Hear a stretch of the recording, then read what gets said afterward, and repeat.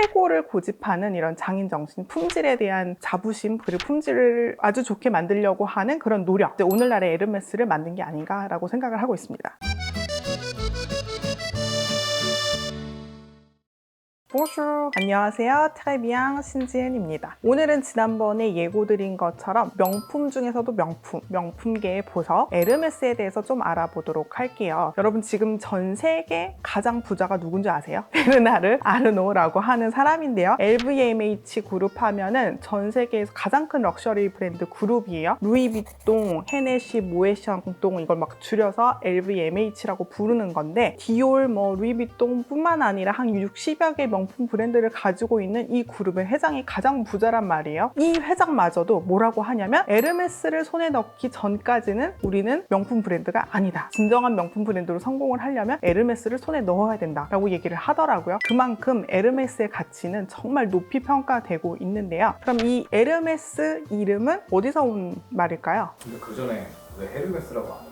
불어에서는 H가 묵음이에요. 그래서 에르메스라고 해요. 제가 좀 충격받았던 에피소드가 있었는데 프랑스에 갔는데 H를 발음을 안 해서 해리포터를 아리포테라고 하는 거예요. 이게 무슨 말이지 하고 좀 놀랬었고 햄버거를 엄버거라고 하더라고요. 그렇게 해서 에르메스가 됐는데요. 이 브랜드명은 에르메스라는 사람 이름을 따서 지어진 이름이에요. 많은 프랑스 브랜드들이 그렇듯이 샤넬도 사람 이름을 따서 그렇게 지어졌잖아요. 에르메스 집안의 대대적인 가업이에요. 6대에 걸쳐서 에르메스라는 브랜드를 지금까지 이렇게 성장을 시켜왔는데요. 이 브랜드를 처음 탄생시킨 사람은 티에리 에르메스 1대고요. 2대는 샤를 에밀리 에르메스, 티에리 에르메스의 아들. 그 다음에 그 샤를 에밀리 에르메스의 아들 중에 한 명인 에밀 모리스 에르메스가 3대 회장. 그 다음에 에밀 모리스 에르메스의 사위 중에 한 사람인 호베르 듀마, 로베르 듀마가 4대 회장. 그 다음에 호베르 듀마의 아들이 정 루이 듀마가 5대 회장. 그 다음은 전문 경영인 체제로 잠깐 가면서 에르메스 가문에서 누가 회장이 나오지 않았는데 최근에는 다시 악셀 듀마가 이어받으면서 이렇게 해서 6대째 가업을 이어오고 있습니다.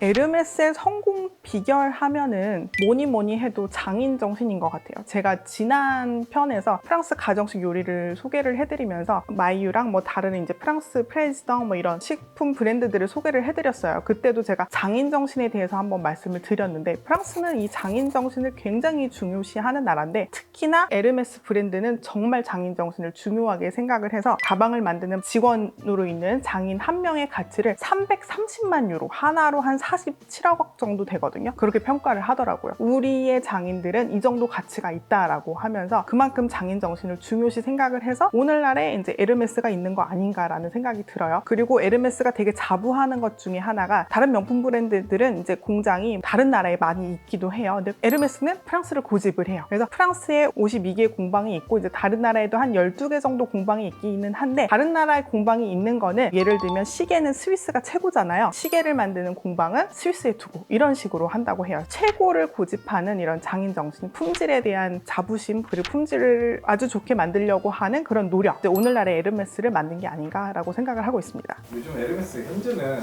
가방이잖아요. 근데 1대 회장은 뭘 팔았어요? 에르메스의 시작은 사실 가방이 아니고 에르메스 하면은 로고에 뭐가 있죠? 말이 있잖아요. 원래 마구용품을 만드는 회사였어요. 역대 에르메스 CEO들이 한 말을 보면은요. 에르메스가 얼마나 품질을 중요시 생각하고 장인 정신을 중요시 생각하는지 알 수가 있는데요. 그 예로 에밀 모리스 에르메스 3대 회장 이 사람이 1차 세계대전 때 1914년에서 18년 이 사이에 프랑스 군대를 위한 마구용품 을 제작할 가죽을 구하기 위해서 북미로 파견을 가요. 북미에 가서 보니까 산업화되어 있고 자동 생산화되어 있고 한 걸 보고서 되게 충격을 받죠. 그럼에도 불구하고 이 사람이 남긴 말이 하지만 이 자동 생산, 대량 생산은 에르메스에는 맞지 않는다. 에르메스는 이렇게 만들지 않는다. 장인이 한 땀 한 땀 계속 이렇게 만들어 가겠다라고 얘기를 했어요. 이때도 우리는 그냥 많이 만드는 게 중요한 게 아니라 하나하나 얼마나 가치 있게 고급지게 잘 만드는지 그 퀄리티를 중요시 했다는 걸 알 수가 있겠죠. 얘기했었죠. 그 다음 5대 회장인 장 루이 디마도 이런 얘기를 했어요. 에르메스의 최초 고객은 말이다. 말은 아무것도 모른다. 광고도 볼 줄 모르고 판촉 행사 같은 데 초대되지도 않는다. 그냥 말은 위에 얹혀진 안장이나 이런 게 편한지 말굽이 편한지 이런 것만 본다. 결국에 에르메스는 편하고 고급지고 퀄리티가 가장 중요하다. 이걸 강조했다라고 해요. 그래서 다른 브랜드처럼 막 홍보에 돈을 투자하지 않고 우리는 오로지 품질을 위해서만 힘쓰고 장인 정신만 중요시 생각하겠다라는 그런 장 루이 디마의 생각이 바탕이 된 건데요. 이렇게 장인 정신을 중요시 생각을 했고요. 그 다음에 에르메스 전문 경영인 체제에 있을 때 파트릭 토마 CEO가 파이낸셜 타임즈에서 이런 얘기를 했어요. 우리는 그냥 에르메스가 아니고 에르메스 파리다. 이렇게 얘기를 했어요. 왜냐하면 에르메스는 아까 말씀드린 것처럼 파리에서 85%가 생산이 돼요. 우리는 너무 품질을 중요시 생각하고 우리의 장인들은 누구와도 맞바꿀 수 없고 어디에나 있을 수 있는 장인들이 아니기 때문에 우리가 교육한 기관에서 배출된 장인들을 데리고만 우리는 일을 한다. 그래서 우리는 그냥 에르메스가 아니다 라고 얘기를 했다고 해요. 6명의 회장 중에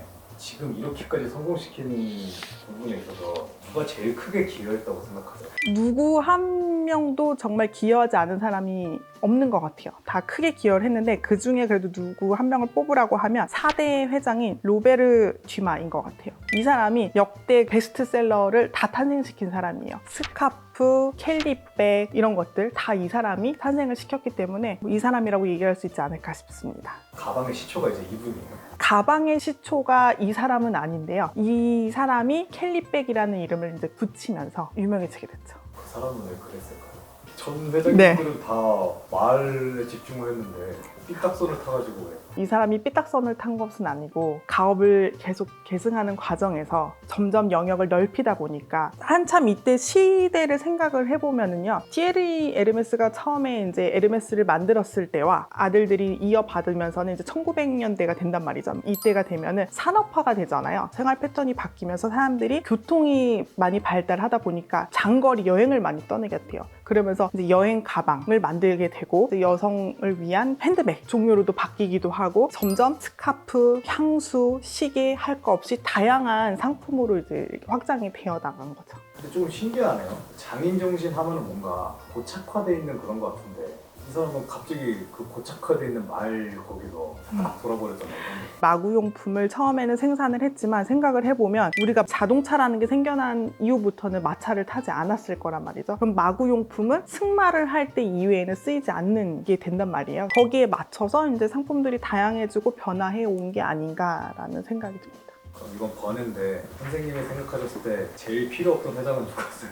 이 사람은 그냥 이름만 썼다. 그 누구도 없는 것 같아요. 정말 어떻게 이렇게 모두가 다 이 에르메스라는 브랜드의 가치를 좀 더할 수 있는 일을 할 수 있었는지 놀라울 정도인 것 같은데 1대 회장인 티에리 에르메스도 파리 만국박람회에서 이제 이 마구용품을 가지고 1등 상을 받았고 품질로 2대 티에리 에르메스의 아들인 샤를 에밀리 에르메스도 파리 만국박람회에서 상을 받았어요. 이렇게 계속 품질을 중요시했고 장인정신이 투철했고 계속 이런 걸로 인증을 받았고 그 다음 에밀 모리스 에르메스 이 사람은 지퍼를 처음으로 프랑스에서 가방이랑 에르메스 브랜드 다른 제품들에 사용을 하기 시작했거든요. 이 사람도 너무 획기적인 변화를 가져온 사람이고 그다음에 로베르 디만 아까 제가 말씀드린 것처럼 너무 많은 베스트셀러를 탄생시킨 사람이고 장 루이 디만은 아버지는 캘리백, 아들은 버킨백을 탄생시켰어요. 그렇기 때문에 이 사람도 빼놓을 수 없는 사람이라고 저는 보여지는 것 같아요. 그다음에 이제 현재 악셀 디만은 아직 살아계신 분이니까 업적이 크게 남은 게 없으니까 조금 더 기다려봐도 되지 않을까 싶네요. 오늘은 에르메스의 성공 비결에 대해서 알아봤는데요. 사실 이걸 제대로 이해를 하려면 에르메스의 역사를 좀 제대로 알아야 될 것 같아요. 그걸 알아야 비로소 여러분이 어떻게 해서 에르메스가 이렇게까지 성공할 수 있었는지를 제대로 이해하실 수 있을 것 같은데 다음번에 제가 기회가 된다면 에르메스의 역사에 대해서 그리고 이제 캘리백, 버킨백의 탄생에 대해서 말씀해드리는 시간을 가져보도록 할게요. 감사합니다. 오브와